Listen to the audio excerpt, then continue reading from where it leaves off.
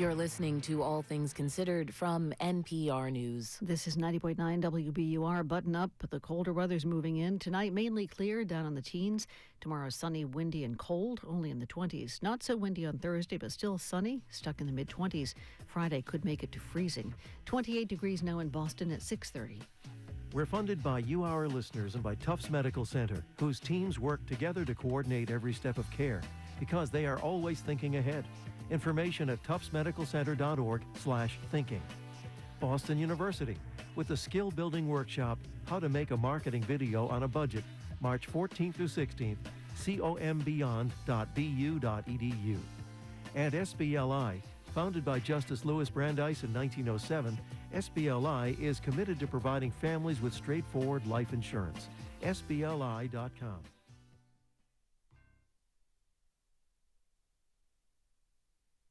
You pay attention with so much at stake. Seas are rising and chronic flooding will be the new normal. You navigate, you listen, you keep an ear out. You pay attention, and so do we. We tell the stories of our time every day. In the 26th day of testimony and on the 139th witness, Shahar Tsarnaev wept. We unearth what would otherwise stay hidden. There's just a lot of hate in this world, and that day, for that hour, we were humans. Across the street. The Red Sox have won the World Series. And around the globe. It's here and now. This is modern love. This is WBUR's All Things Considered. This is only a game. This is On Point. This is Radio Boston. On air, online, on demand, and on stage in the heart of Boston. I'm Jack Lepiars. Welcome to WBUR City Space. Always looking forward, paying attention, and knowing that your story is one of our stories. Good morning. I'm Bob Oates. I'm Lisa Mullins. I'm Meghna Chakrabarty. I'm Jeremy Hobson. This is 90.9 WBUR, Boston.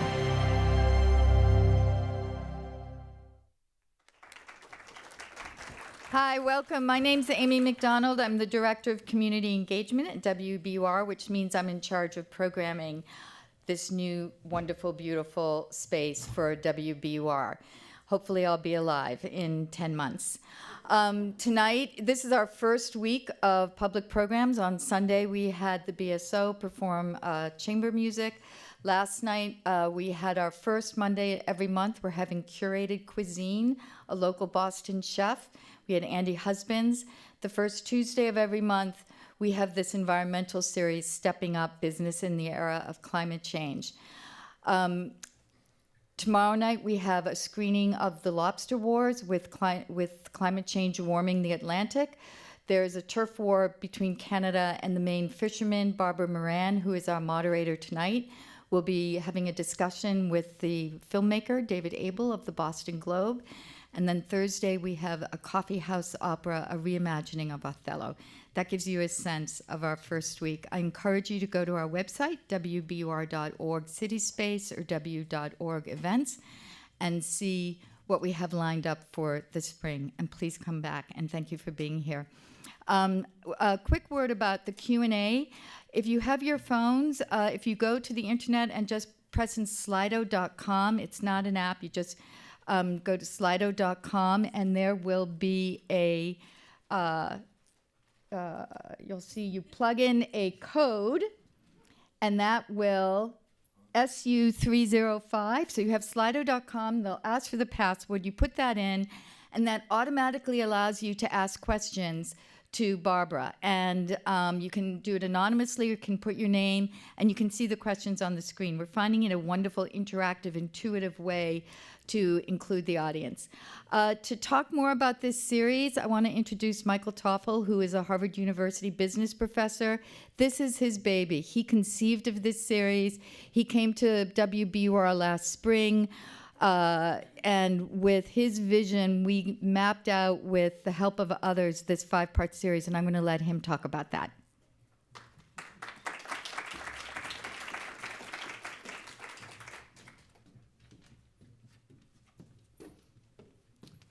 Great, thanks very much, Amy. I'll be brief. So I'm Mike Toffel. I'm a professor at the Harvard Business School and the faculty chair of our school's Business and Environment Initiative. Tonight's panel, as you heard, is the first of a 5-part series. What we're really doing is trying to profile companies and managers who are taking the lead in realizing the realities of climate change and figuring out how to structure their business in a way that accommodates the risks and pursues opportunities through new products, new services, and new business models. So tonight we're talking about cities and real estate. Some of the other segments of the other sessions, we'll be talking about food and agriculture, energy, transportation, and politics, and the role that businesses are playing both in getting in the way of sane policy and promoting such policy. So without much further ado, let me just briefly introduce to you some of the speakers who will be joining us tonight as panelists. So first, Brian Koop is the Executive Vice President at Boston Properties, one of the largest owners, developers, and managers of commercial real estate in the U.S. Brian is in charge of their Boston operations, which includes the Prudential Center, 200 Clarendon Street, Atlantic Wharf, Kendall Center, and Marriott Hotel in Cambridge. He's also a member of Boston's Green Ribbon Commission, a group of business, institutional, and civic leaders in Boston working to develop shared strategies to address climate change. David Cash is the Dean and Associate Professor at UMass Boston's McCormick Graduate School Policy and Global Studies. He also oversees the school's Sustainable Solution Labs and has been involved in producing reports about the feasibility of the Boston Harbor barrier and financing climate resilience. He's also worked in Massachusetts government as the Undersecretary of Energy and Environmental Affairs, Commissioner of the Department of Public Utilities, and Commissioner of the Department of Environmental Protection. I have no idea how you did so many things already. We're also joined by Rachel Cletus, who is at the Union of Concerned Scientists. She's the Policy Director of their Climate and Energy program, where she leads efforts to design and implement policies about climate that are both effective and equitable, and has written many Union of Concerned Scientists reports, including one entitled Underwater, Rising Seas, Chronic Floods, and the Implications for U.S. Coastal Real Estate.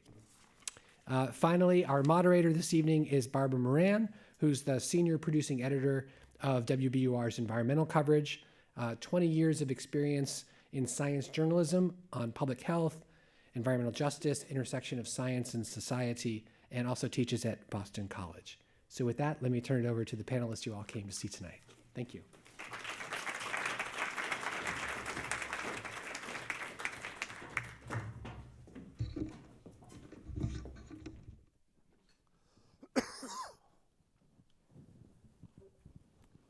Hi. Oh, it works. Yay. All right. One thing works. Fantastic. Thank you all for coming out tonight. I appreciate it. I'm Barbara Moran, the editor of WBUR's environmental team. I wanted to get one thing out of the way quick. When I had talked to these panelists last week, they wanted me to make sure we say one thing up top, and that is that climate change is real, and businesses know it, and it's happening now. So that's out of the way, and we're going to talk about how businesses are dealing with it. I wanted to start with a picture. Can we put that first picture up that we talked about? And see if this, oh, now you're blocking the important part of the picture. All right. All right, so this is sort of a famous picture from a few years ago. Does anybody in the audience know what it is? Don't say it out loud, but raise your hand if you know what this picture is. I have a few people. All right, Brian, want to give the big reveal. What is this? So Where's I'll this get famous out of the picture? way for some of these people here, since I was blocking it. This is really a famous real estate picture, and it's the aftermath of Sandy, and that's the Goldman Sachs Tower. And the Goldman Sachs headquarters was really the only thing that was lit up. And as I was talking to the panel about things that we've been working on, it goes back to Sandy, and we sent a team down in New York after. So let me so this is Hurricane Sandy, and just remind me what it did to this. Basically, New York is like blackout, right? Totally devastating. Total blackout. Wall Street area. And Goldman Sachs is like lit up like a Christmas tree, right? And there was a lot of media on it, like, once again, privileged to have power. Right, exactly. But as you dive into it, they were just prepared. And tell me, tell me, so this is, I want to get into we'll talk about them specifically, but I want to get into this idea of businesses being prepared for climate change. And this is kind of the exception, I would say, Goldman Sachs, right? So tell me, after the hurricane that's lit up like a Christmas tree and you guys go down there, what did you find out about Goldman Sachs after Sandy? They were extremely prepared, down to generators, down to they were best demonstrated practice in about 10 different categories, including they were completely surrounded by sandbags and shipped in for that storm. They had their own tanker trucks, and there's folklore that one of their tanker trucks was actually taken in possession by government because it was needed at a hospital, which is a great decision, right? But it shows you what the circumstance was. But they were one of probably 4 that we saw as best demonstrated practice that we wanted to emulate for preparation for a storm in our city. Where did the power come from?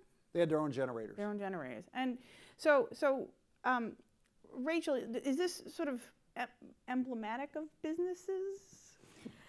Well, I mean, is this, when Hurricane Sandy hits here, what? Are they going to be lit up or not? Or what's the? There's a lot to commend Goldman Sachs, of course, in that picture, but it is also a microcosm of what we're facing in the challenge of climate change, which is that we can deal with this in a fortress world mentality where individuals who have the capacity and the resources might come out fine. But that still means, for example, Goldman Sachs employees couldn't get to that building. Roads were shut, the subway was shut. It also means that there were people in that same city, not far from Goldman Sachs, in public housing buildings who were stranded for days, sometimes even weeks, without medicine, food, water. So the story is a nuanced one, and what we want to do ideally is take those best practices and make them available to everyone. David, do you want to add anything? Yeah, I mean, it's actually, just to build on that, not necessarily just make them available, but think about how to make them required in particular kinds of situations, with new zoning laws, building codes, and other kinds of utility regulations that would make that entire city lit up and not just those that could afford it. Yeah. So if you had to characterize the state of businesses as far as thinking about climate change when they think about where to locate a business. I had talked to one of our business reporters about Amazon's hunt, and he said their RFP didn't even mention climate change. They look at, where are they going to get the right employees, housing, all the other things, transportation, but climate change is not even on the list. And is that normal, or are they somewhere in the middle, or what are most businesses doing when they're thinking about where to locate? I would say that's pretty typical of where we are right now. There's a very spotty sort of response. Some businesses are starting to take this into account, but many others are still in a business as usual mentality, still thinking about things like where are the transportation hubs, where are the high-tech businesses and employees. But I think this is a real moment to start thinking and recognizing that the future is going to look different than the past, and what needs to be the kind of criteria that businesses are looking for should include resilience, climate resilience. Do you guys see any businesses that are ahead? Other than Goldman Sachs, but sort of thinking, can you think of any examples locally or globally? Yeah, when we just landed Verizon for our hub project, which is right at North Station, next to TD Garden. And for Verizon, this gets into what was said earlier. They're very focused on climate and sustainability. And resiliency is entering more and more of the discussion under that category. But in a lot of ways, it's very different, right? And what you have is this incredible situation where the knowledge-based cities in the United States that are really humming with this economy that's on steroids are all coastal cities. So when they do come in, they focus in on the resiliency part from the standpoint of what if a storm hits like Sandy. That seems to be more of the focus. And example with Verizon was they love the idea of being on a transportation hub because that would lower their carbon footprint. In terms of getting talent, they would have access to talent. But I think there was also a logic that, okay, well, what's going to get up and running quickest? And in the case of North Station, 65% of all the train stations and subway stops are connected to North Station. So that came into their calculus. It's like, how do I get talent here if something bad does happen? Why is Verizon thinking that way, but not everyone? Or do you know? Do you have any insight about that? Is there like an initiative within Verizon or a person there that's driving this? A lot of it has to do with how sophisticated their real estate departments are, and call it the company's commitment. As we get further down the road, most of our best clients are absolutely focused on sustainability. But I would say today that's 70% versus 5-6 years ago it was maybe 40%. So that is growing. But it does get into the sophistication.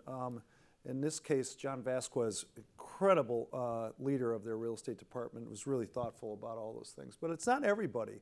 But there is a commitment, I think, growing commitment to sustainability. I mean, another example is GE, that really planned the design of its headquarters in the Fort Port Channel area to be resilient. And again, they're kind of leaning forward in some ways on sustainability.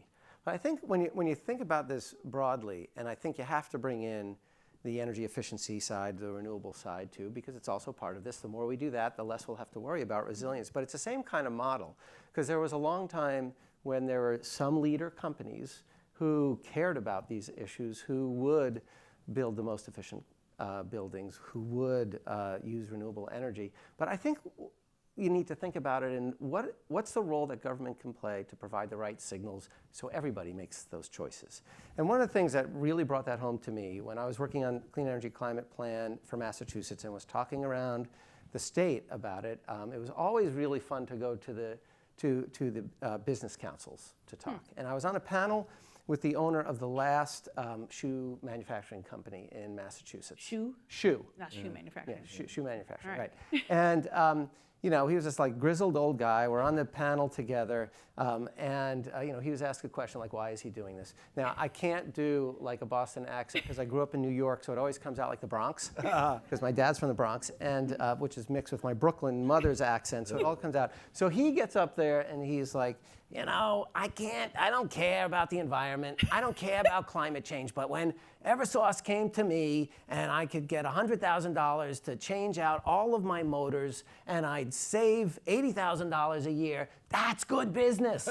I could buy, I could get new employees. I could do more money. I mean, and I think, unlike Verizon or GE, he is not of the mindset of I want to do right by, he's has a bottom line to worry about and employees to worry about. And so we have to make the right rules so he makes a decision that's both good for his business and good for the environment.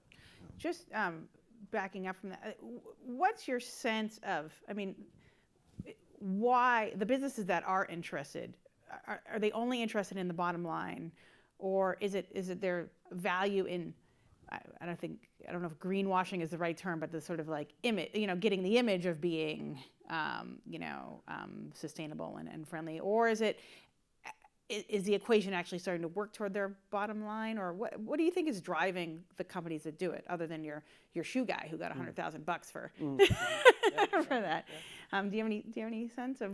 Well, I think there are a variety of factors at play, and the reality is companies often are reacting based on an extreme weather event that's happened recently, or if they're part of a global supply chain where some part of their supply chain has been touched. So just to give a couple of examples, Florida Power and Light, after Hurricane Andrew, made a number of investments in the resilience of their systems. And going into the hurricane season with Hurricane Irma and Hurricane Michael, power did go out, but it came back a lot quicker. And it's because they had deployed a combination of smart switches. They also had teams lined up ready to go very quickly that they pulled in from out of state as well. But they've had this experience. In Florida, they learned hard lessons from Hurricane Andrew. Con Ed in New York, after Sandy, has taken a lot of steps. After the floods in Thailand in 2011, a number of companies in the electronics and the automotive industries were affected because their supply chains, their products were being manufactured, components were being manufactured in Thailand. Interesting. And thousands of people were affected, thousands of companies were affected by that. So it's those kind of signal events that get people thinking. But we got to do better than that, not just react after a disaster, but really be thinking ahead, because the climate science is telling us not just to prepare for what we're seeing today, but what the future is going to bring. The sea level rise, the extreme heat, the wildfires. So we need to start integrating that into business planning just as we integrate other financial aspects. Yeah. Can I build on that please. for a second? And I hate to be like the policy wonk, but the two examples of the utilities that rebuilt and rebuilt better or rebuilt with resilience in mind, they had to make sure that the Utilities Commission would approve those expenditures, right? So there had to be an underlying regulatory structure where they could come forward and say, we're going to invest $50 million in new kinds of poles and new kinds of, et cetera, and the regulatory structure would have to allow that. Now that's still reactive, but what many states are doing is now changing the regulatory structure that requires those kinds of investments. Now within the broad business model of the utility and searching the technologically feasible kinds of technologies and investments, but there's like an underlying that you don't see very much, particularly in the utility space of these kind of very wonky kind of regulations. Yeah, and you guys would know more about this. I was told today that we have our first climate change bankruptcy, being the California Power Company. Right, from the wildfires. Example, that's and right. That their terminals caused the fires, I guess, and that is eye-opening, and that'll spread. If you take a category of sustainability and put climate resiliency, the threat to companies that we're finding with our customers is they view that as these one-time events and, oh my gosh, well, this is going to start happening more, and this can threaten us in terms of shutdown. That seems to be what they're resonating. With sustainability, I just read this book by Daniel Pink called To Sell is Human, and I loved, he's got this metaphor that it used to be caveat emptor, now it's caveat venditor, being seller beware. And what seller beware, his message is, the transparency today of everything you do as a company is there for the general public. So you have to be really thoughtful about that, because not only is your talent going to be looking at it, but your customers are going to be looking at it. And it's really a great message, caveat venditor. I think that's going to be a big push for sustainability. That's interesting. David, going back to what you said a little bit about the role of government, I feel like everybody's kind of given up on the federal government. And so states and cities, I think everybody's sort of looking to them to play a role. And where do you see the biggest role being played? And Rachel, earlier when we were talking, you mentioned the role of public-private partnership. So where do you see that playing out? Yeah, so I think where you're seeing, so first of all, I don't think I'm giving up total hope on federal government. There's still a lot of structure. Hope springs eternal. Yeah, exactly.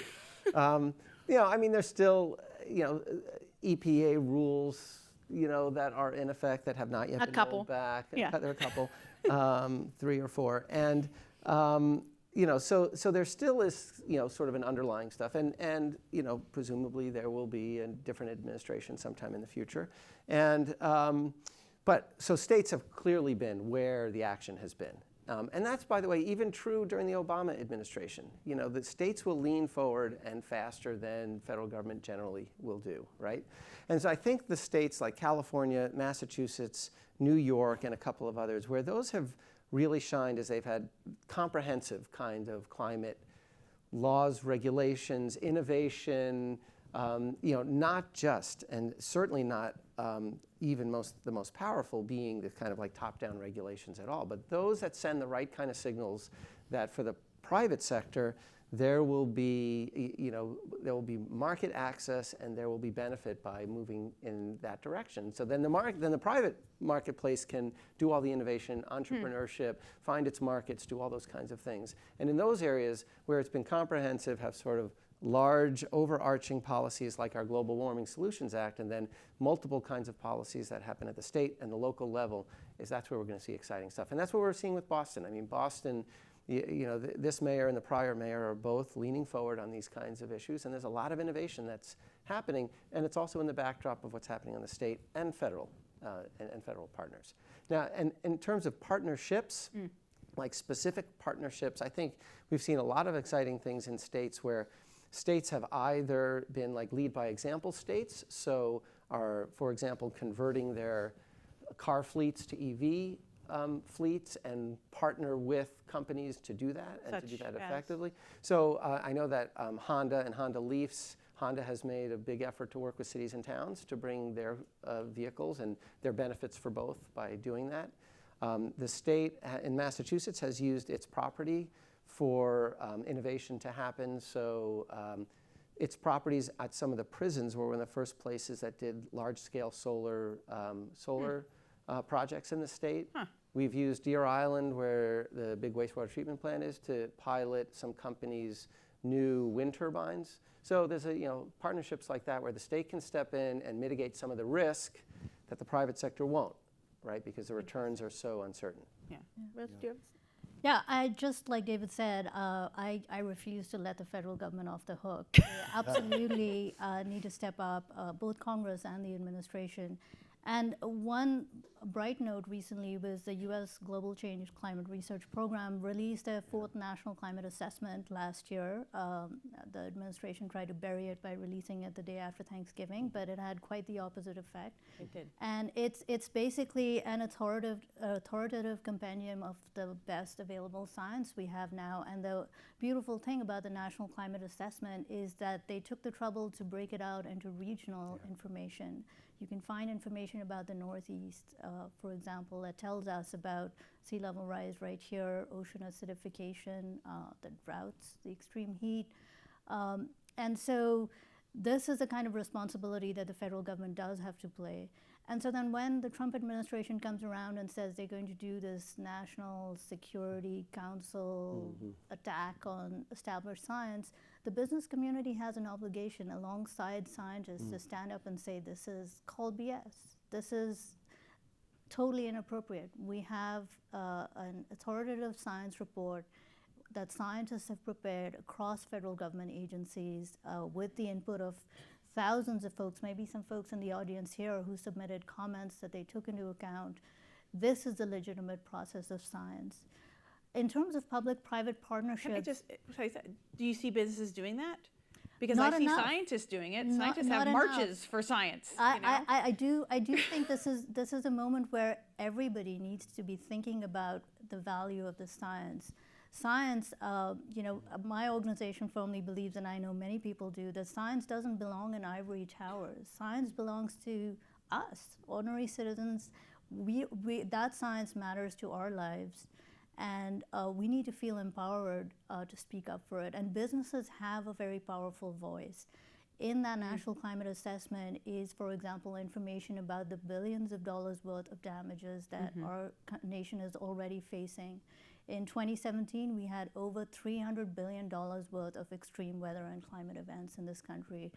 You remember the hurricanes, Maria, Irma, Harvey, the wildfires in California. This past year, we had close to $100 billion worth of damages from extreme weather events. So this is about business, it's about government, it's about everybody. And we all need to speak up in defense of the science and oppose these kinds of egregious attacks that the Trump administration has been trying to launch against science. But the opportunity for public-private partnership that we were talking about earlier is precisely because as a nation, we've always understood that that is the true power of innovation, where you have policies that have set a goal. We have a goal now and we have a timetable according to the IPCC, and it doesn't leave us a lot of time in terms of addressing this challenge. No. But there are opportunities in the clean energy economy. Right here in Massachusetts, we're going to be among the pioneering states in offshore wind, for example. We've already been doing amazing things, as David was talking about, in clean energy and efficiency. We can be a pioneering state in the climate resilience space, but the resources, the funding, the tools, even a state like Massachusetts, which is very forward-looking, we do need federal action to complement it. And Governor Charlie Baker was up in DC talking about this along with Roy Cooper of North Carolina just a few weeks ago in front of a House committee, saying exactly that. Here are all the great things that we're trying to do in Massachusetts, but guess what, federal government, you got to do your part. And similarly, I think businesses and state, federal, local governments can work together to make sure that we're setting best practices, businesses are living into it, driving the innovation that's going to create more opportunities, creating the jobs in the clean energy sector, but doing it together. Yeah, we're seeing evidence of business getting in, and it's really the Green Ribbon Council, which I'm a little bit biased because I'm on it. Could you explain to the audience what that is? For everybody here, the Green Ribbon Council was put together by Amos Hofstetter, a wonderful business leader in the city of Boston, philanthropist. And he asked everybody to come to the table, whether it's universities, business, and we got every industry is represented on this. And government, state, the whole contingency of what drives our local economy and everything that's great about Massachusetts is on this. And that has been a really good sounding board, not only for the governor who's listening, but also for Mayor Walsh. And we've really been very effective. I think it's the most effective, let's call it, group of associates that I've ever been on in terms of a committee like this. Interesting. And it also bridges, call it elections, right? You continue on with it, which I think is a very powerful thing for the state of Massachusetts. But every industry's there, and every industry's proud to be there and in a board. And when the mayor, well, he was one of the first mayors to come out with his pledge to keep the Paris Accord, half the Green Ribbon Council was there standing behind him, and I was proud to be there with him that day for a nationally televised event. And all the action is going to be at the city and state level as we go further, because that's where the economies are all. Let me ask you this. I know we like to feel good about ourselves being here in Boston and Massachusetts, but who's doing better than us nationwide as far as, city, state partnerships with business and preparing, or even with utilities and preparing? Who are we chasing? Because we want to be the real number one. Even though I'm not in state government anymore, I'm required to say that we're still number one in energy efficiency ahead of California. It's okay, I did that part of my contract. I mean, California is the obvious one. I mean, they have the largest. What do they got that we don't got? How do we? Sun. But yeah, other than that. No, I mean, they're just a much, much bigger economy, and they have a much longer history of leaning forward in these kinds of areas. And they've just branched out, and they have much more aggressive policies right now. And statewide or cities? Statewide. Okay. Statewide policies. And can you give me an example? We have what's called a cap and trade program in this region, which is essentially saying to the electric industry, each plant is only allowed to produce X amount of emissions. Different plants can trade those permits with each other. It's a very efficient way to limit emissions. They've done that economy-wide, not just for power plants. So it's the transportation sector, it's the chemical sector, it's all the different sectors, right? Heating, cooling, everything. So, I mean, that sends a really, really big signal, right? Especially since transportation is the largest sector right now in terms of emissions. And when states do that, how do businesses respond? With like, great, we're on board. Some are like, yeehaw, this is, we want this tailwind. I mean, and we've seen that here in this state where the clean energy sector has grown dramatically. Large kind of manufacturing or light manufacturing companies have embraced it because, like the shoe manufacturer, there's a lot of savings to be gotten. But it's really in these sectors that are growing. So, Massachusetts now has about 100,000 employees in the clean energy sector. Started 12 years ago with 60,000 or something like that. So very robust growth. We see the same thing in California, see the same thing in New York. So it's a real engine of economic development right now. And each of those kind of jobs that are in state, particularly those that do energy efficiency or put up solar panels, means those are energy dollars that stay here and don't go, for Massachusetts, don't go to Louisiana for natural gas, or Pennsylvania for natural gas, or Yemen for natural gas. And in the days that we had coal, to Colombia for coal. So those are all energy dollars that stay here, so they get recycled into our economy. So I want to ask this question just one more time. So other than California, which is always doing better, but is there any surprising cities out there that we could learn something from? I don't know, anybody unexpected doing? Texas has 120-something thousand people working just in energy efficiency. Yep. It has the fastest growing wind economy. Iowa is second to them. Now, they have great resource. They have great wind resource. It's not being driven by climate policy. It's being driven by really good resource and utilities that are allowing those, so the regulatory structure that allows those renewables to come onto the market. So we're seeing a lot of exciting things there. And then there are pockets of like clean energy growth in some, like in the Houston and Austin area. There are pretty exciting things happening in Florida where some of the utilities are driving some of these kinds of things. So it's not just East Coast, West Coast. It's, Middle America is doing a lot of this kind of stuff too. The more and more that it's seen as economically beneficial and you're not looking at the ideology, the more that this is embraced and talked about, right? So frame it as clean energy, frame it as clean energy jobs, and it takes off. Yeah, we just did our largest power purchase, clean energy. We're trying to decouple from brown energy, fossil fuels to clean and green. And all of our Boston assets are being run on this power purchase that we did, and it was the state of Texas. We couldn't get it. You bought wind power from Texas. Yeah, it wasn't enough here. I really wish it had been Massachusetts, right? That would have been a really cool statement. I don't think it's just that they have wind down there. I think sometimes we're a little bit hypocritical about these things up here in terms of can't do it here, can't do it there, and a little NIMBYism. But the decoupling is so important, and as a great example of what you're talking about, so we just crossed the threshold of, I think, I'll always get this wrong, you guys would be better, I think we're 1 million kilowatt hours of production of solar energy on our assets now. So we've got panels at 88 Boylston, we've got panels several buildings in the city, but predominantly in our Waltham assets where we can take a whole parking area and cover it, and then now it's providing shelter but also producing power. One of our buildings has 30% of the energy produced by power, solar. It was because we had predictability. We knew what the rules were.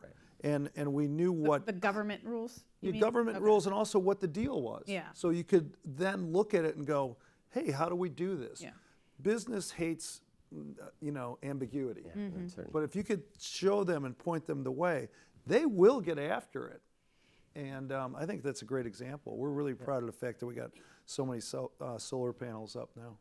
Yeah, I think that's the key. You need a level playing field. You need the uncertainty to be gone because you have clear rules, and then businesses will step into the space. And leaders will recognize the economic advantage of doing that. Here in the US, I think one of the surprising things that people may not be aware of is how much the Department of Defense, the military, has taken climate resilience and clean energy as a real mission-critical type of activity. And not because of the politics, they may not even call it climate half the time, but they're talking about preparedness, they're talking about being ready. And that can serve as a model in other places. So for example, in the hurricane season last year, Camp Lejeune was really badly hit in North Carolina. We had Tyndall Air Force Base really badly hit in Florida. And these are all opportunities for, as they build back, they're thinking about the communities in which they are, not just the parameters of the military base itself. And we're seeing this pop up in different places in Norfolk, Naval Station Norfolk, one of the biggest, it is the biggest naval station. So they recognize that they're ground zero for sea level rise, and they're taking a lot of actions, and those actions have implications for the surrounding city as well, because their people or support people all live in the surrounding areas. Annapolis, Maryland, another place, Charleston, South Carolina. There are pockets all over the country where, because the impacts are so here and now, they're real, no one's disputing them, people can see it. They are taking actions, and what we need to be trying to think about is how do we scale that up? How do we make that a national imperative? And how do we make sure that the smaller, less well-known, less resource communities aren't left behind? You think of coastal Louisiana, all these bayous, small little places that are losing land literally before their eyes. Where are they going to go? Because in some of these highest risk areas, we're talking about retreat. And where it's not just about what people leave behind, which is obviously really painful. There's a lot of attachment to where people are, but where are they going to go? Where are the new jobs going to be? Who's going to make the investments in the infrastructure? We really, as a nation, need to be thinking about this, because what we don't want to have happen is some less advantaged communities to just be left behind, or as they move into communities that aren't ready to receive them and don't have the resources, and then you get the blowback. Kind of the story that people are telling about Europe and the migrants that are coming in. If we aren't preparing ahead of time, there's a real danger that these people will be hit twice. They'll lose their homes, and when they come to new places, they won't be received with open arms. Yeah. Well, we don't have to look to Europe for that. We could look to Holyoke, that received climate migrants from Puerto Rico after Maria. And I haven't seen any data yet, but I'm very curious how the school systems responded, how the healthcare systems responded to this huge influx of people that they had not prepared for at all. So we're going to see a lot more of that. Yeah, you really are. I mean, so many people are looking at the European situation as a political, but it's really climate change that's driving all this. Yeah. I wanted to bring it home to Boston for a minute and talk some specifics about what's going to happen here predicted. Can we have my second picture, my bicycle picture? Oh yeah, so like this one. This is from. Is that you? Yeah. No, I'd be hiding at home. So this is about this time last year. I think everybody knows where this is, down by the waterfront. So I think the caption on this picture was he lost his kayak or something. He didn't have his kayak. So I think all of us remember this series of storms and tidal surges last year that completely flooded the waterfront in the Seaport district. So I guess I want to ask you guys, and we'll go to your map in a minute, but is this where we're going? Or is this going to be all the time? No, this is where we are. Yeah. I mean, we are, right? Yeah. We've had storms like this multiple times in the last 2 or 3 years. We have my office, I can see Morrissey Boulevard. It floods at king tides now pretty regularly. So this is the new normal. And so our question now is, how do we respond to this? How do we prepare for this kind of new normal, and that new normal that's just going to get worse when we're talking, 2 feet of sea level rise by 2050, 5 to 10 feet of sea level rise. 2 feet. So what is this that we're looking at? Like what? 2? That is about 2 feet. Actually, what's going to be happening is that we've done research looking at regular high tide flooding and how it's worsening all around the country, including here in the Seaport district. And our research is showing that by about 2060, this is going to be regular high tide flooding. Yeah. It won't take a storm, it won't take extreme weather like we had last year, but regular high tide flooding will create approximately the same effect in approximately the same areas where we saw it happen last year. So high tide flooding meaning just like once? Regular sunny day, high tide flooding. And that is the sobering reality of where we are. This is actually, if there's anything to be grateful about here, this is an advance warning. So now we need to sit up and take it seriously, not just when the waters recede, say, okay, back to business as usual. Literally, our maps are showing us through this work that we did last year and released called Underwater, it's showing us that this kind of flooding is going to happen on a regular basis. And here in Massachusetts, that means we've got billions of dollars of real estate, commercial and homes, that is at risk from just regular high tide flooding. And it's going to get worse. We found through our research, within the lifetime of a mortgage by 2045, we've got close to $5 billion worth of real estate on our coastline that's going to be exposed. And not all of it is high-end stuff. There are many places, Revere, Saugus, Winthrop, Hull. We're talking about ordinary folks, low, middle-income folks. Their home is their biggest single asset, and it's going to start flooding regularly. And it's not just about the individual homes, it's about the town's property tax base that's tied into the value of the homes. Who holds those mortgages? Who's ultimately going to help? So it starts with a home, and then it reverberates through the economy in terms of what the implications are. But this is not coming at us out of thin air. We have the science. Yeah. And this is the moment where we take that science seriously and bring it back to the present and make it really affect our decisions, our day-to-day decisions about where we're investing. Yeah, I have a good friend who's been a mentor to me with climate change. His name's Spencer Glendon. I think I mentioned him to you guys on the call that we did to prepare for this, but Spencer's a senior fellow at Woods Hole. And Spencer talks about this is the physical world, as you put it, and you can't argue with the physical world. This is a reality, and we have the science, as you also mentioned. And what he says is, okay, here's how it works. In the virtual world of insurance, they need to get back to the physical world because the past history is not a forecast of future because of climate change. And I love his slogan where he says, look, you can insure something that happens once every 100 years. Yeah. You can insure something that happens twice every 50 years, but it's going to be expensive. But if it happens every 20 years, it's uninsurable. It's called equity. And that means you can't get debt. Everything is be done in self-insured. And when that happens, the game changes. Game changes in a big way. Well, so I guess my question is, I feel like the game has changed. So what's going on with the insurance people? Well, what do we have to do? Hello, right? There's a flood. Yeah. This would be a personal statement versus a Boston property statement. So I want to make sure of that. I have not seen evidence yet that the insurance world has caught up to the climate change and the events that have taken place. And to that, I'll give you an example. So 100 and some years ago, when a group of manufacturers, let's go back to the mills that you're talking about, the founders of mills who built mills that were more fireproofed got together and said, let's put all our properties together and get cheaper insurance because our buildings will not burn down as fast as the old timber ones. Okay. I can't go to an insurance company and go, I'd like to be in a pool with another building that has climate resiliency plans like we do at Atlantic Wharf. We have aqua fences, highly sustainable building. There's no such pool. Well, why are we thrown into a pool with everybody else? That doesn't seem logical. So as time catches up, maybe there will be pools where you could put buildings that have plans, have resiliency, have things at the right levels in terms of power, et cetera.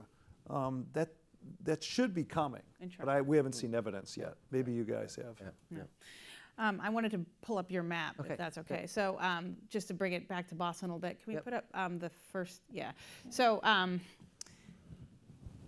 David, can you tell us what are we looking at here? So this is one of David's beautiful maps. So first of all, this was done through a large research team that was convened by UMass Boston, but included engineers and climate scientists from BU, from Harvard, from MIT, Northeastern. It was a pretty great effort to really get a consensus understanding of what sea level rise and storms might look like.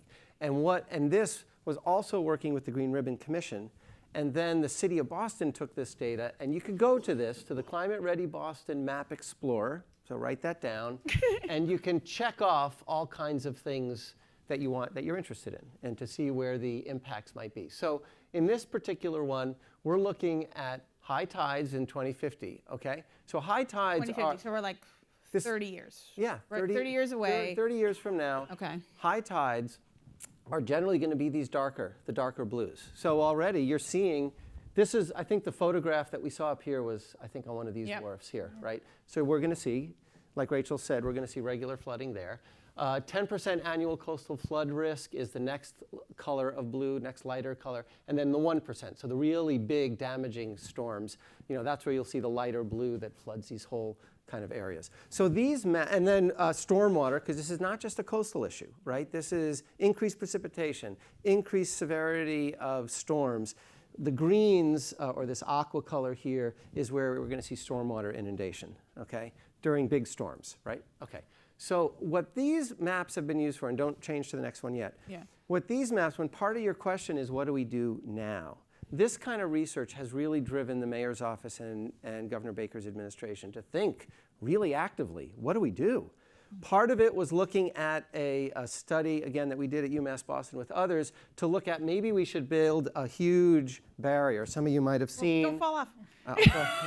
Huge! Really big. Some of you might have seen this. It was in the papers. But we analyzed what it would look like if we built a huge wall, essentially in Boston Harbor, that would protect the inner harbor. And long story short, doesn't make sense. Really expensive, doesn't protect against sea level rise, might protect against storm surges, but you have to keep it open for boats to go through and all that kind of stuff.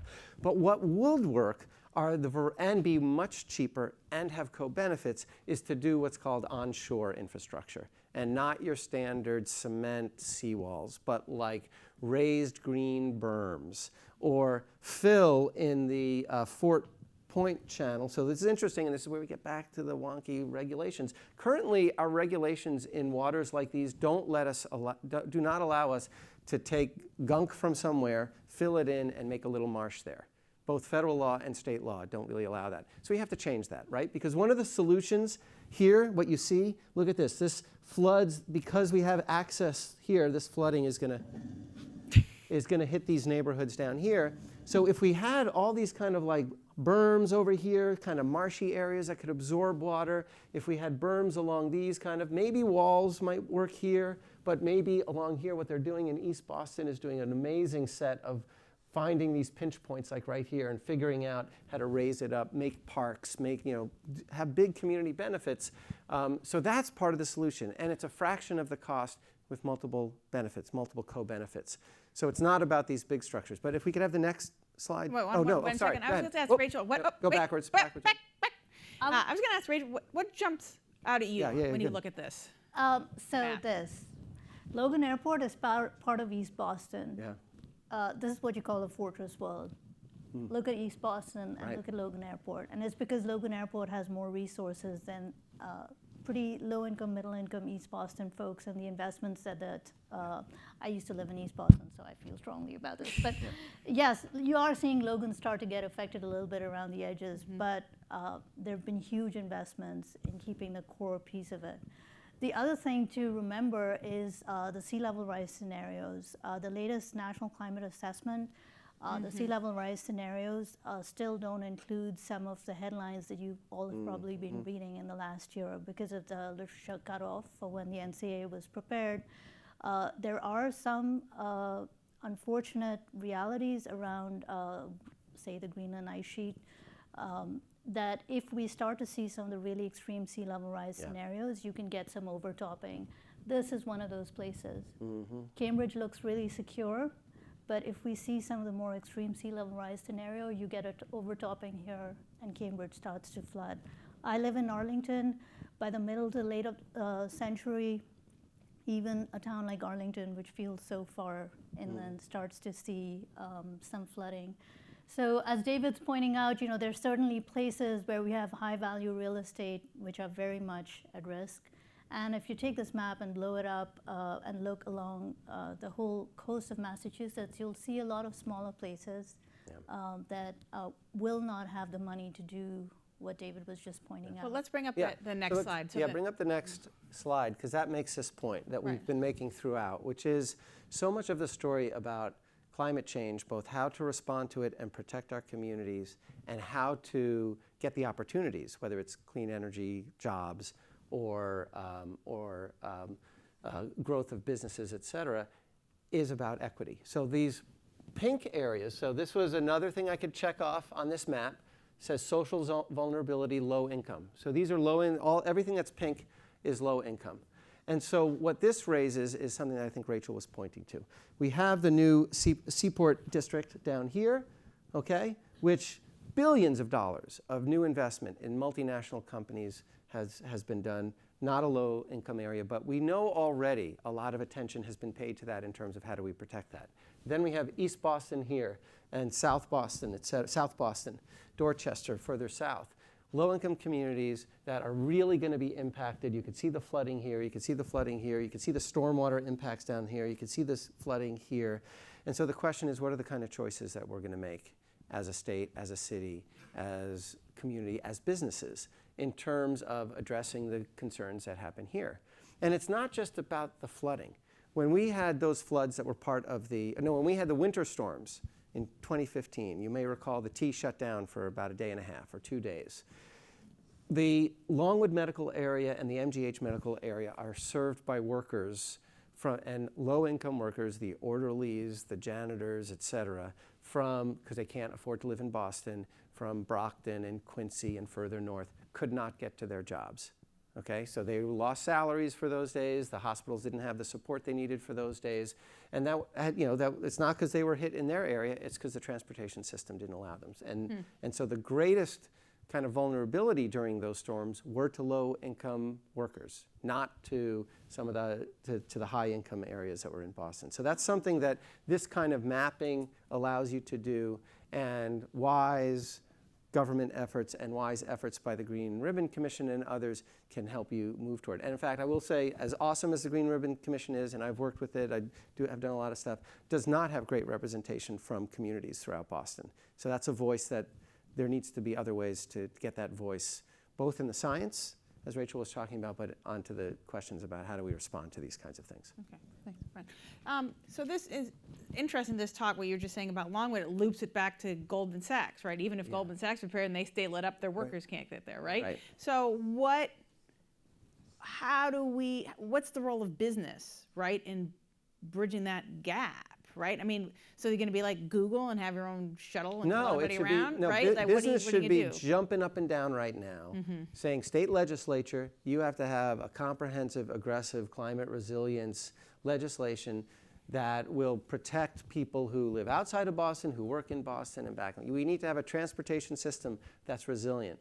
I think that's one of the roles that business should be stepping up to do more. And to me, this also points out one essential truth about climate change, that is that it sits atop a whole range of existing challenges, socioeconomic, racial, the history that we bring to this as a nation.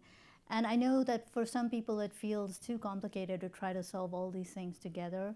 My own view is that that's the only way we're going to get to lasting solutions. So think about the challenges that businesses already recognize their employees face: affordable housing. You think about a place like California, it's a leader in many ways, but people are driving miles and miles, living in their cars, etc. Boston is one of those very expensive places to live. Can we create not just climate resilient, but more affordable housing and solve those problems together? Make that housing such that it is efficient, it's taking advantage of design features like passive heating and cooling. We've been talking a lot about sea level rise, but guess what? Boston's going to see a lot of heat waves too.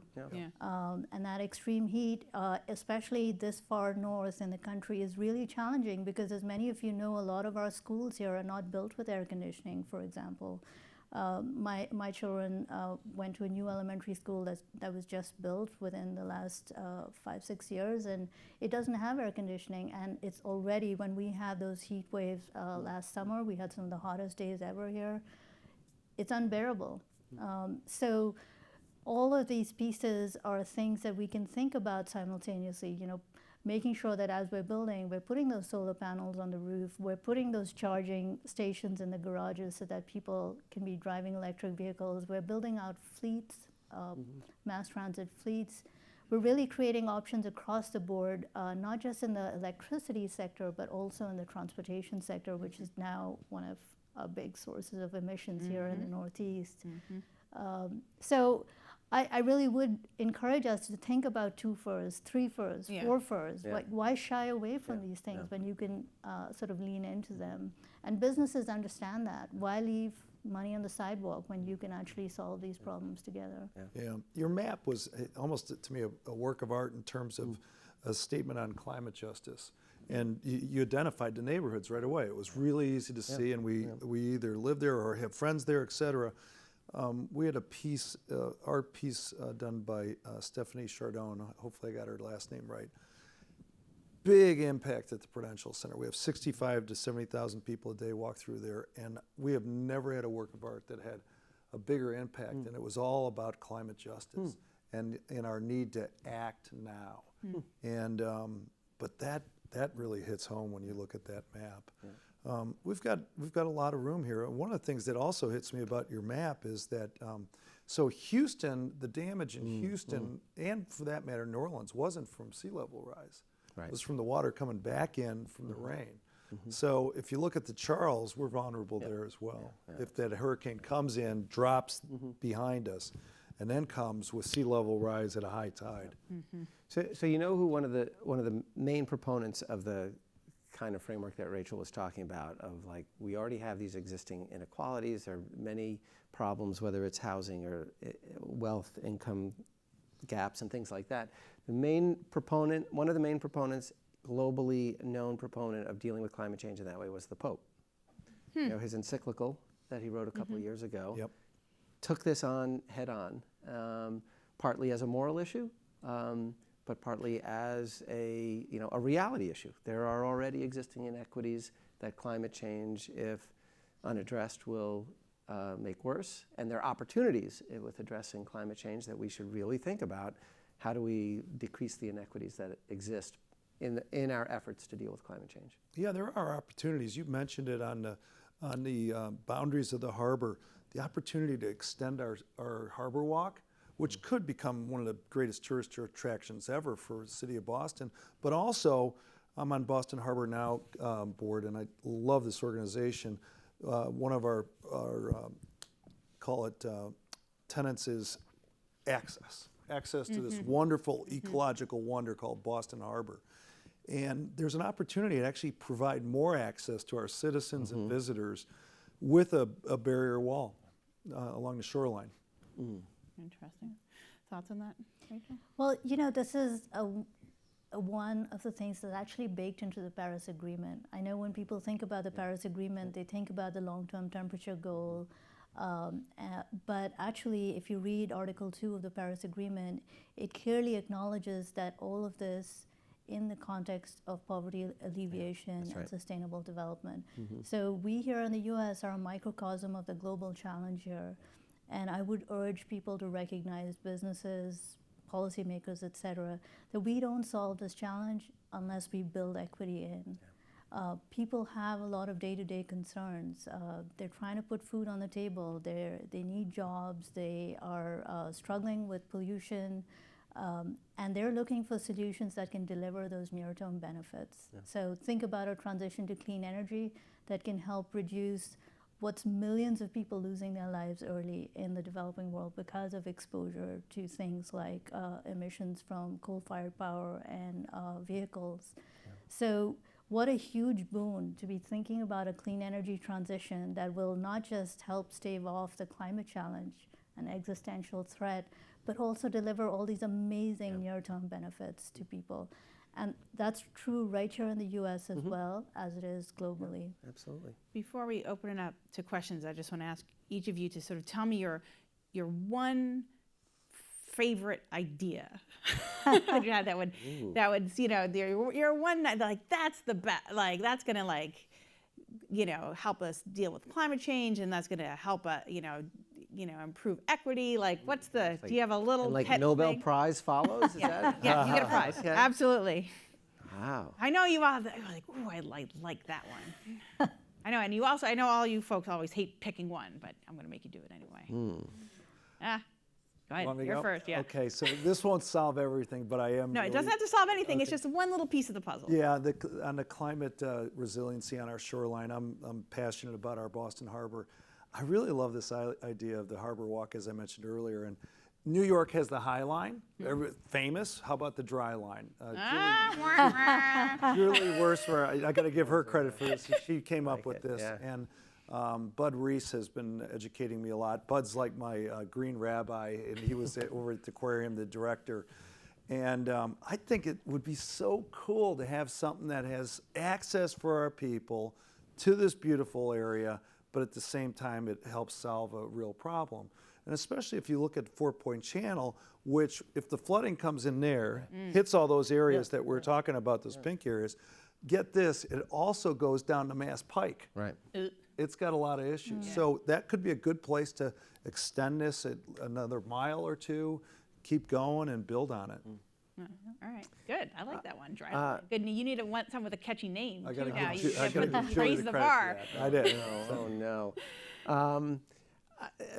Unfortunately, mine won't be as concrete, but it goes back to what we were talking about. I think equity has to be baked in to any conversation about this. That if we could do that, and even well-meaning folks Green Ribbon Commission, studies of how Boston should go, zero emissions. I'm not going to say it's an afterthought, but it's often pretty close to an afterthought. Okay. Oh, let's figure out how to get to all solar and wind. And then let's think about the vulnerable communities. And I think we have to change that way that we think about it. They're hand in hand. They go hand in hand. All right. You don't care what we do as long as there's equity. I gotta say it's the young people. I've been doing this work long enough to feel often grief, sadness, disappointment for how little we've accomplished and what the future is that we're leaving our children and grandchildren. But I have to say in this last year, just watching kids around the world show up, say, this is about my future, the moral clarity of it, show some leadership here, have a backbone, this is about our future, to me has been really inspiring. It's been amazing. Just as a little snippet of it, I was in Katowice in Poland for the COP, and there were kids who came into the conference venue.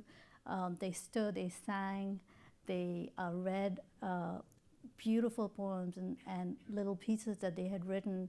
And meanwhile, inside the venue, there was the US joining with Saudi Arabia to fight having the IPCC 1.5C report being welcomed. Imagine that. That's where our country was, inside the conference venue. And there were these children, these beautiful children, and it just reminded, this is what it's about. This is what it's about. It's about the future of real people, and those people are asking us, they're holding us to account now, and we better have some good answers, and soon. All right, you better have some good answers, because these people are going to ask some questions. All right, so we have this snazzy new thingy that I haven't used before, but Candace says it's easy and anybody can do it. And so I have on my phone, people can ask questions, which I can't read because they're too small, and they show up here. All right, let's see, from Anonymous. Okay. Who are you, hiding out there in the lights? All right, let's ask this one. Is there a global city and or industry that is a role model in promoting environmentally responsible behavior among their business? Global, so we got California and Austin, everybody. Who globally is doing it? Let me guess, Copenhagen. Sorry, go ahead, answer, you answer. Who's the global leader that we should be chasing? Yeah, I was going to say Amsterdam as well, because if you've ever ridden a bike in Amsterdam, you're like, oh my gosh, this is how life should be, separate lanes and all that kind of stuff. But Amsterdam, Copenhagen, Rotterdam, all of these cities are like really leaning forward, combining resilience and mitigation, very forward-thinking clean energy efforts. It's just more of the ethos, partly because of what actions government are taking, and partly because there's just more of a culture of kind of thinking future there. I'm going to take in a different direction a little bit. I've been inspired by the work that countries like the Philippines have done in terms of early warning systems, because they have, in many ways, faced some of the worst typhoons and extreme events. And they've developed these systems which are now being replicated in other places. India has a similar system, just using SMS texting to get people out of the way and saving thousands of lives that way. Just get people out of the way. Another place that I've had the good fortune of traveling to is Ethiopia, and what's been striking to see there is a couple of summers ago they had incredible drought, similar to the droughts of the 80s, but very few people died because of the food distribution networks that they have created since then.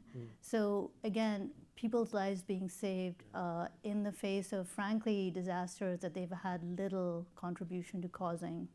But they are having to deal with it without very much help from developed nations. But they're using the science, the early warning systems, to try to keep their people as safe as possible. And obviously with more resources, more tools, they can do more. And the US government's scientific resources are actually being helped and actually being used in drought early warning systems in Africa. It's a piece that's not very well known, but the budget appropriations for it are constantly being threatened. The Trump administration has threatened the budgets for those kinds of things.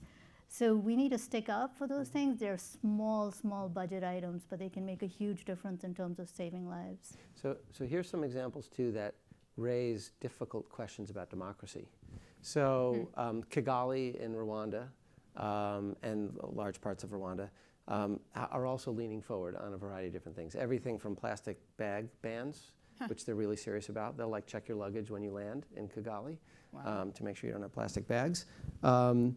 To China, because China is electric vehicle industry, solar industry, wind industry is going like gangbusters, right? They're going to be world leaders. Those are both autocracies, right? I mean, I will say when I was in state government and we were failing getting Cape Wind built after 13 years, and we heard that China was going to do an offshore wind thing, and within 9 months they had it built. I was like, oh man, a dictatorship could be pretty awesome. No, but it does raise, it raises. You got your wish. We kind of have it in D.C., unfortunately. Oh, but in the wrong direction. But that raises really interesting questions because the question in Rwanda also, supposedly great health care has happened, but there's no opposition, there's no freedom of speech, there's no free media, and that's all the same in China as well. So, making quick decisions, which we need now, countries like China are certainly going to take the lead, right? But it raises these really interesting questions about democracy and human rights that are uncomfortable. Yeah, I really haven't, and from the pure real estate side and development and operating of businesses, buildings, I wouldn't say there's a clear leader as a city worldwide. I'd say that we're up there, and it could be. We are, meaning Boston? Yeah, in terms of the focus on how we're building. He works for Boston Properties, by the way. So I'm a little bit biased, but my point is that this could be a huge competitive edge, because if you look at the knowledge worker of the future, they are very smart, talented, rational people. They will gravitate to where other smart, rational people are, right? And it could be a huge advantage for us. And I really like how Mayor Walsh has stepped in and leaned in, as you were saying earlier, and it wasn't even a decision, a question. He came out right away on the Paris Accords. And I think we're making strides. We've got a long ways to go, make no mistake. But we all have to be in there. It can't be just government. All right, we got number 2. Another anonymous. Same anonymous, different anonymous, who knows? For small business owners at this talk, what are some small actions that can be implemented that are environmentally responsible to climate change? This is your shoe guy, right? Small solutions. Yeah, call up your utility and have an audit done for your company and figure out where the savings can be. That could probably be the one biggest thing. That's what I would suggest. And make that call, because it could save you money. There really are, not just, there are a lot of programs out there that people aren't aware of. There are real efficiencies in terms of your energy use. If energy use is a big part of your monthly bill, really think about it. But there's also an opportunity to be thinking in your local business community. If you're tapped into a chamber of commerce or other groups like that, the power of a group is powerful. You can change some decisions at the local level about, say, where the local grid is purchasing power from, or installing charging stations for electric vehicles in the neighborhood. So there are a lot of things that small businesses can do, both within their business line as well as in the community. Yeah, what we're finding, this is interesting at the Prudential Center, the retailers that are coming up with, call it cool and creative ways to be sustainable, they're rewarded over and over again. We're seeing it. And so can you give me an example? Well, we're attracted to a fashion company right now that we're trying to land at the Peru. All the materials, the fabric is all recyclable. And we're going to get them because I just think they're such a cool message for the Peru, and also it's a differentiator. Nobody's got this in other shopping venues, so it makes a statement about not only what we're committed to, but this collection that we have at the Prudential Center. Interesting. But we also see that customers do react and ask questions. Italy is phenomenal about sustainability, and just in terms of everything that doesn't get used the day before goes into making things for the next day, which is it's a really cool thing. It's how you do it at home, right? Soup comes from previous things that were maybe roasted that didn't get used. I just love how they're thinking about things, and Italy is a great, I think, metaphor for where restaurants should all go. They're very thoughtful on this. That's great. All right, next one. We just eat cereal at home. You know, paying attention. Yeah. At what point, Emily, a person? Thanks, Emily. At what point do we evaluate retreat? Boston has so many developments and infrastructure going into the seaport in East Boston in areas with immediate flood risks. You're the retreat expert. Well, I would say the thing about retreat is it is so hard, and there's so many. Can you just define retreat for the audience? Sure. And then So people most commonly think about it in the context of sea level rise and the fact that there are some places that are at such high risk that eventually or very soon it just may not be possible to inhabit those places. The flooding will happen so regularly. But to be honest, this can happen with other kinds of climate impacts too. You could be in drought-ridden areas or wildfire-prone areas where when the risk gets high enough, this needs to be one of many options to be thinking about. But because retreat is almost the hardest option, we need to think about it early. There's no point waiting and doing it in an emergency way that will just create a lot of human misery. So I would say those maps, they're telling us something already about places. And it is a conversation that can't be top down. It needs to be had in consultation with the people who live there. Show them these maps, explain to them what the science is showing, ask them what kinds of options would they want to consider for their future. There are a lot of places where people will understand, maybe I can live here, but my children won't be able to. So people are hungry for those options, and we need to think about inviting them into the conversation, not just coming in at the end and saying, well, you got to move. No one's going to, I mean, it's a very, and this is not about some distant future. As many of you probably know, in coastal Louisiana, Ile de Jean Charles is one of these places that has lost over 90% of their land. The tribal communities there are really having to contend with it. If you think about Shishmaref in Alaska, another place, there are a number of Alaskan Native villages that are really right now grappling with this reality. And unfortunately, as a nation, we're not doing very well by these folks because there's a real waiting till it's too late, creating options that aren't actually inviting people in to think about that future. We just need to think about ourselves. If tomorrow someone told you that you had to move from your house, how would you feel?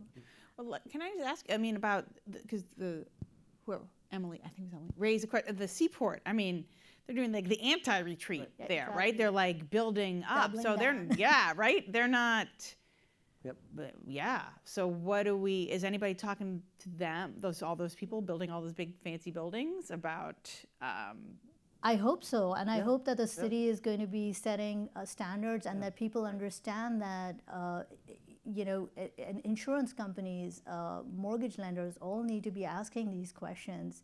If you're building something that's going to be around for 30, 40, 50 years, are you really taking into account all the risks that you need to be taking into account? And as taxpayers, we need to be watching this and saying, are we going to be left holding the bag when? So there are a lot of things that we need to be thinking about and giving options to people saying, okay, if you commit to doing X, Y, Z thing, then we will help you. But if you keep doing business as usual, please don't expect us to come and pick up the tab afterwards. So there's a flip side of this, and I'm not a retreat expert at all, but last week through the Sustainable Solutions Lab at UMass Boston and the Environmental Business Council of New England, we hold quarterly fora on climate adaptation, and the one last Friday, was on retreat. And we had an expert from North Carolina who spoke about the opposite of this problem. That is wealthy investment properties that are on the beach, right? And the opposite problem is that there are many ways that the federal government, through its insurance programs, through the Army Corps of Engineers movement of sand onto beaches to the tune of like $800 million a year, provides incredible kind of disincentive to move away from really dangerous areas, right? So we're all making sure that these really nice condos on these beaches in the Carolinas and on Cape Cod and in Florida can rebuild or are protected. And that's where the incentive should be, you should be retreating. We shouldn't be paying your insurance. Disincentivize rather than incentivize. Exactly. Yeah. There's actually islands in Massachusetts that weren't islands with people living on them when George Washington was in Cambridge, leading the revolution. And so it really gets to your point on that. All right. Janet Rothrock, first and last name. Thank you, Janet. Brave. Please tell us what pros and cons you see in the Green New Deal. The Green New Deal. Woo-hoo. It addresses climate change and equality, yet it is getting political pushback. The Green New Deal. Okay, so here's what I love about it. I think that it's great that it is putting a flag in the ground about climate and its relation with equity and housing and healthcare should be something we pay attention to. That's essentially what it does, right? And it's doing it through this resolution. I mean, how many of you have heard of like a major piece of resolution of legislation that has started through a resolution? That's, I think so. In that way, it's kind of brilliant. It's resetting the table for a really important issue that particularly young people are getting really behind.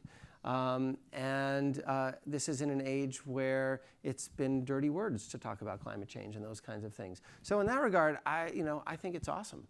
I think, there's always a flip side, right?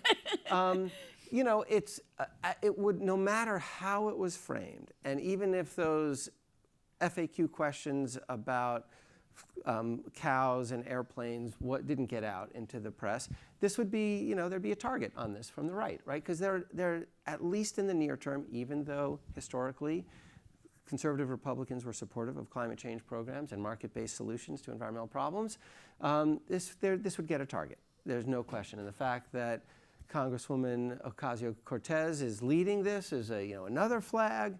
So this was, pardon the pun, this is red meat for the right. Right, so that we weren't going to be able to avoid that. I would say I was a little disappointed with the resolution or whatever, that it didn't, there were some hard things that were left untapped. There was no sort of talk, nuclear power, no discussion of it.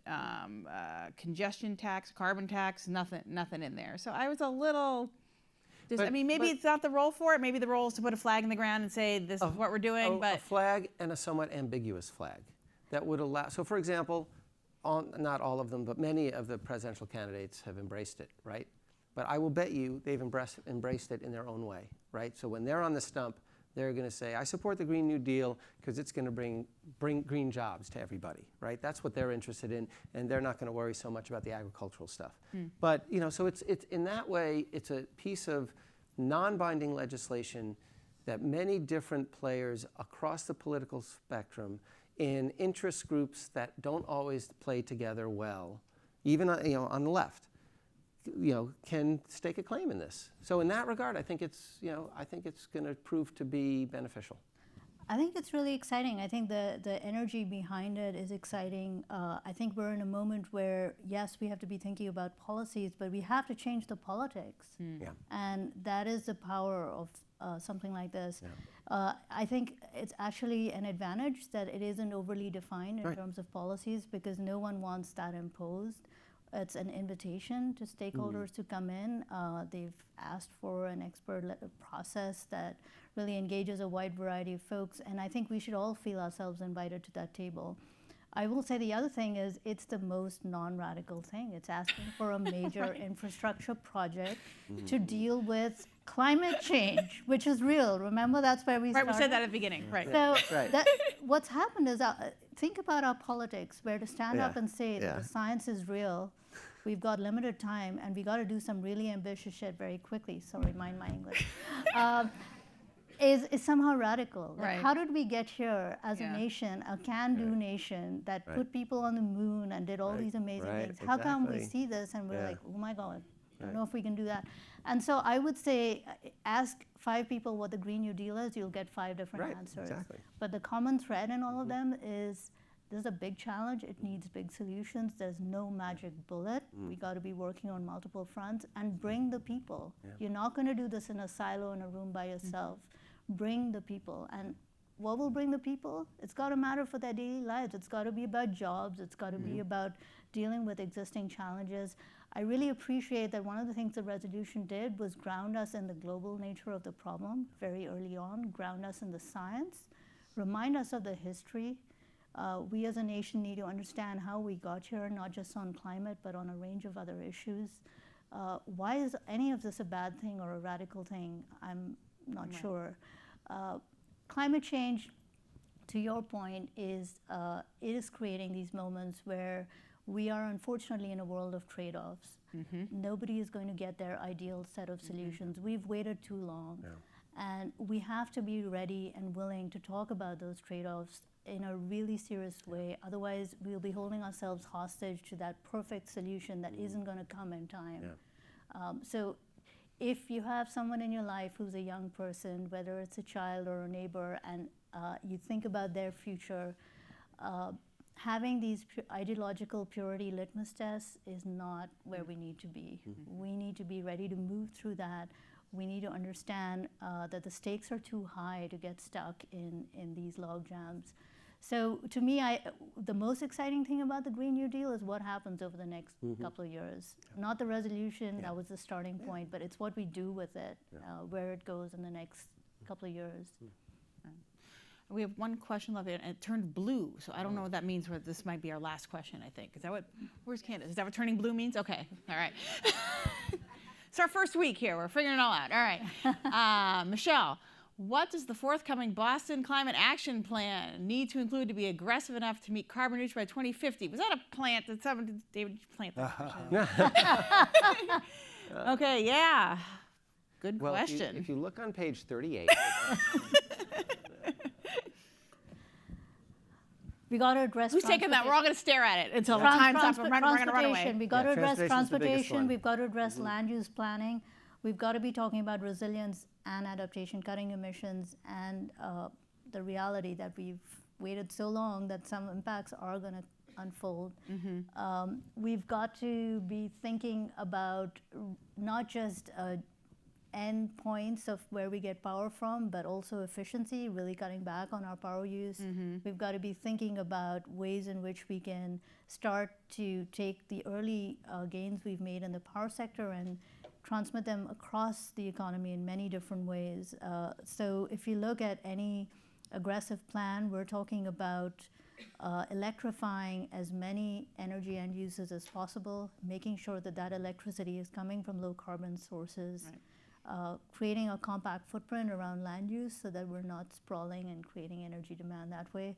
And finally, the thing no one wants to talk about, diet matters. And we need to be thinking about the emissions implications of our trade, of our diet, stuff outside of this, our metro area. That's a nice plug for our next session of this series is about diet and climate change. I would say, can I just say one really quick thing? Is that it has to be, for it to be successful politically and otherwise, it has to be married with economic development. That emissions reductions, you have to be thinking about jobs, cost savings, and as I said before, equity has to be baked in. So, because of course, energy budget for low-income families is a much higher percentage of their overall budget than non-low-income families. And so saving them money through energy efficiency or cheap solar, et cetera, has multiple benefits in addition to the emissions reductions in terms of economic side. And then you throw in the job growth to do the energy efficiency work and the solar installations. I do feel like the one thing that gives me a lot of hope reporting is the wind sector. That is the thing that might check off a lot of those boxes, as far as cleaning up the grid, creating jobs, creating a whole industry. So New Bedford, mass transit is another one. We should really be thinking about mass transit. Cleaning up mass transit, cleaning up the grid. Can I say 2 seconds about offshore wind? Because people might not know. 2 seconds, and then well, We are about to take off in Massachusetts on offshore wind. So south of here, Rhode Island, us, the technology's there, the price is coming down, job growth in New Bedford and elsewhere, it's going to be major. I think we need to, what do we need to include? We need to include all of us. And so many times it frustrates me because the mayor has leaned forward and come out with this plan, and you'll have cynics go, well, there isn't enough detail. Quit being a cynic, get aboard. When JFK said we're going to the moon, nobody knew how we were going to do it, but everybody got aboard. And let's not make it political, let's get aboard. The marker's been put out there, and quit being naysayers, let's get some action going here. Great. Okay, that's a great note to end on. Thank you, Brian. And thank you to all of our panelists for all of your wise words. Thank you, Ken. Well done. Well done. Oh, hold on. Amy's in charge. She's announcing something. There are a lot of questions we didn't get to. A lot of you had questions. My understanding from Candace, expert Slido, is that if we can send all the questions we didn't get to the panelists, if you quickly answer them and then put them on our site, and you can come to, what would we do? How would we do that? We can email everybody. We'll email everybody with answers to all the questions that didn't get asked tonight. Yay, us! Go, City Space. Hooray for technology. All right, thank you, Amy. Thank you, everybody. Awesome. That was great. Yeah, that's great. I learned a lot. I'm Lisa Mullins. Thanks to our listener support, WBUR brings fact-based, independent news to our community every day. If you've already given to WBUR this year, make your support go